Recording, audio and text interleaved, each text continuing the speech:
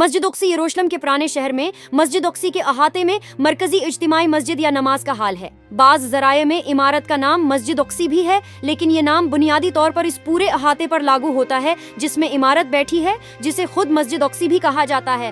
وسیع احاطے کو مسجد اقصی یا مسجد اقصی کہا جاتا ہے۔ احاطے جسے الحرام الشریف دی نوبل سینکچری بھی کہا جاتا ہے۔ وقتاً فوقتاً کی جانے والی تزئین و آرائش کے دوران حکمران اسلامی خاندانوں نے مسجد اور اس کے احاطے میں اضافہ کیا، جیسے کہ اس کا گنبد، اگواڑا، مینار اور منبر اور اندرونی ڈھانچہ۔ خانڈہ 19 میں صلیبیوں کے قبضے کے بعد مسجد کو ایک محل کے طور پر استعمال کیا گیا۔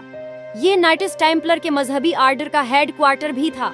1157 میں صلاح الدین کے ذریعہ اس علاقے کو فتح کرنے کے بعد اس ڈھانچے کا کام ایک مسجد کے طور پر بحال کر دیا گیا۔ بعد کی صدیوں میں ایوبیوں، مملوکوں، عثمانیوں، برٹش فلسطین کی سپریم مسلم کونسل اور مغربی کنارے پر اردن کے قبضے کے دوران مزید تزئین و آرائش اور توسیعی منصوبے شروع کیے گئے۔ مغربی کنارے پر جاری اسرائیلی قبضے کے آغاز کے بعد سے مسجد یروشلم اسلامی وقف کی آزاد انتظامیہ کے تحت رہی ہے۔